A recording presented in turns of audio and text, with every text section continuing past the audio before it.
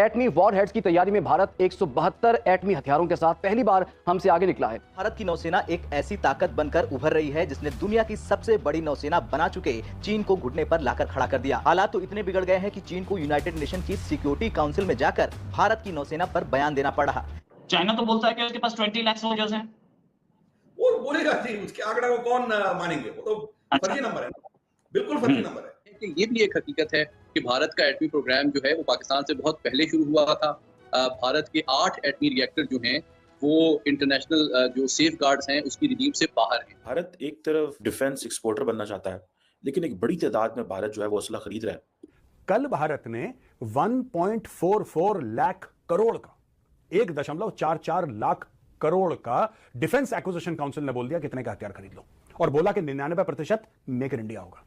कि भारत यकीनी तौर पे एक आलमी सतह पे एक तौसी पसंदाना सोच रखता है।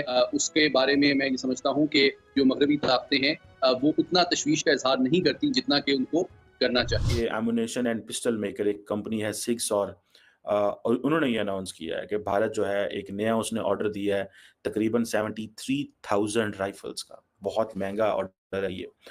अगर आपको कल की लड़ाई लड़नी है तो ये जो आपके पास हथियार है ना, ये सफिशिएंट नहीं है, क्योंकि चाइना के पास ये है और चाइना पाकिस्तान को ये दे रहा है। इसलिए आपको एक बेहतर प्लेटफॉर्म चाहिए जिससे आप इनका सामना कर सकें और उनको हरा सके। देखिए दोस्तों, साफ सीधी बात है, आपका हथियार दुश्मन के हथियार से बेहतर होना चाहिए। बस गलवान घटना के समय हमें ये पता चला, ये इंफॉर्मेशन मिला कि हमने जितनों को मारा है, शायद 100 को मारा है, 40 को मारा है, ये तो बहुत आंकड़े हैं, जितनों के भी हमने मारा है उससे 10 गुना ये लोग बिना ऑक्सीजन के वहीं मर गए। ये लोग मतलब पूरे लाइन ऑफ एक्चुअल कंट्रोल में। तो ये है उनका हालत। भारत के हथियारों की लिस्ट देखकर चीन की हालत खराब हो गई है, और ऐसी हालत खराब हुई है कि चीन यूएन में कह रहा है कि भारत अपनी नौसेना में आए दिन नए नए हथियार ऐड कर रहा है, जो कि उसके और पड़ोसियों के लिए खतरा है। यहाँ पर पड़ोसियों का तो नहीं पता, पर चीन की भारत की बढ़ती ताकत से बुरी तरह से फट चुकी है।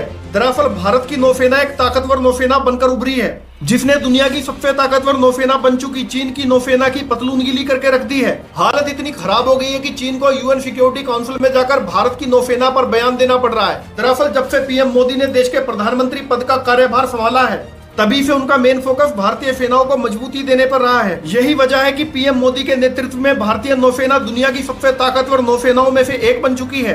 अगले 12 महीनों में हर महीने भारतीय नौसेना को युद्धपोत, डिस्ट्रॉयर और पनडुब्बियां दी जाएंगी।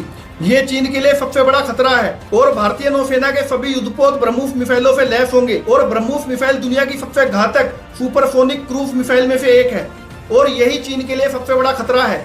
और दूसरे नंबर पर चीन की चिंता का कारण भारत का विक्रांत एयरक्राफ्ट है। ये भारत की नौसेना की ताकत को दुगना बढ़ाता है। और फिर आता है प्रोजेक्ट 18, जिसके तहत 10 से 12 नए युद्धपोत बनाने की तैयारी है, जो कि आधुनिक तकनीक से पूरी तरह से लैस होंगे। आखिरी है वो जिसकी वजह से चीन सबसे ज्यादा परेशान है, और वो है अरिहंत। दरअसल ये परमाणु शक्ति से लैस पनडुब्बी भारतीय नौसेना का सबसे प्रमुख हथियार बन गई है, जिससे चीन और पाकिस्तान की हालत खराब हो रखी है। और चीन को ये भी डर सता रहा है कि जैसे जैसे भारतीय नौसेना के युद्धपोतों की संख्या बढ़ेगी, भारतीय नौसेना की आक्रामकता भी बढ़ेगी, और इसीलिए आज चीन यूएन में रो रहा है। वहीं दूसरी तरफ परमाणु शक्ति में भारत ने पाकिस्तान को पीछे छोड़ दिया है।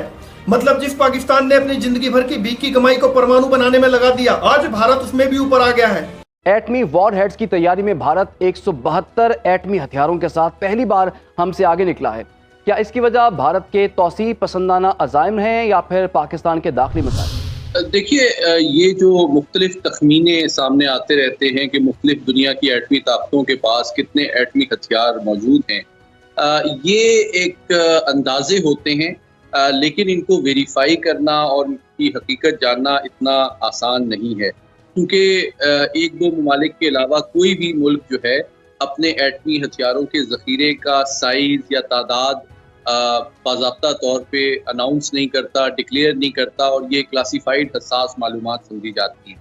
अलबत्ता ये जो तज्ज़िया और तखमीना सामने आया है, जिसके मुताबिक भारत की एक एटमी हथियारों की एक तादाद या मिक़दार मुतय्यन की गई है, ये एक मगरबी असेसमेंट है और जो कि हक़ाइक़ से बिल्कुल मुताबिकत नहीं रखती है। और दूसरी बात ये है कि ये भी एक हकीकत है कि भारत का एटमी प्रोग्राम जो है वो पाकिस्तान से बहुत पहले शुरू हुआ था।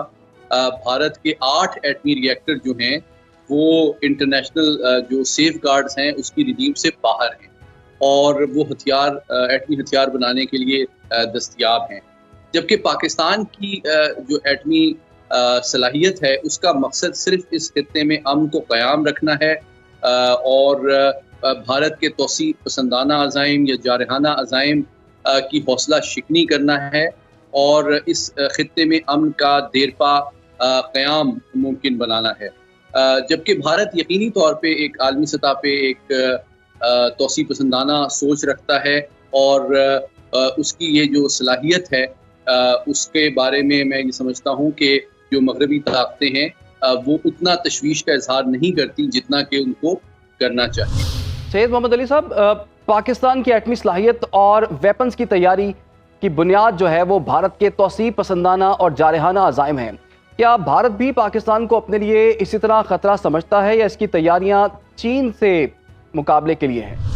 دیکھیے، اگر حقیقت میں دیکھا جائے تو بیانات سے قطع نظر بھارت کی جو ایٹمی صلاحیت ہے یا اس کی جو تمام تر جوہری صلاحیت ہے اس کا مقصد بھارت کو عالمی سطح پہ ایک توسیع پسندانہ ریاست کے طور پہ منوانا ہے اور وہ ایک عالمی طاقت بننا چاہتا ہے، جس کے لیے وہ چین کے خلاف جو حکمت عملی ہے اس کو ایک دلیل کے طور پہ، ایک بہانے کے طور پہ استعمال کر رہا ہے تاکہ مغربی اور روسی ساخت کی ٹیکنالوجی جو ہے وہ اس کو حاصل ہو۔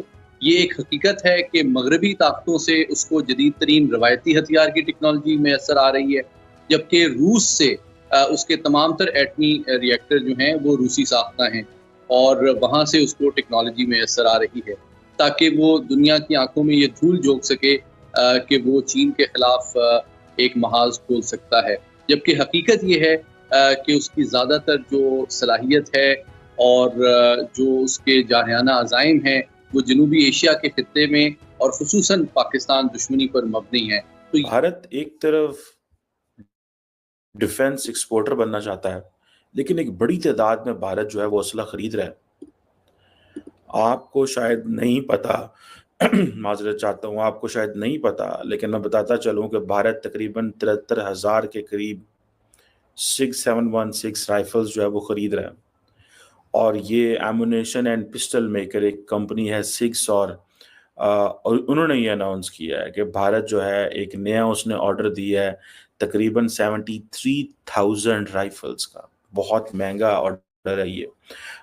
اس سے پہلے میں آپ کو بتاتا چلوں کہ یہ تو ایک آرڈر ہے نا، اس سے پہلے بھارت نے آلریڈی بھارت نے تقریباً اسی تعداد کے قریب جو گنز ہیں وہ لی ہوئی ہیں، تو تقریباً انڈیا اس وقت 145,000 کے قریب جو رائفلز ہیں وہ انڈین آرمی کو دے گا۔ یہ 6 کی اسیسمنٹ ہے، وہ کہہ رہا ہے، میں نہیں کہہ رہا، یہ وہ بتا رہے ہیں یہ ڈیٹا۔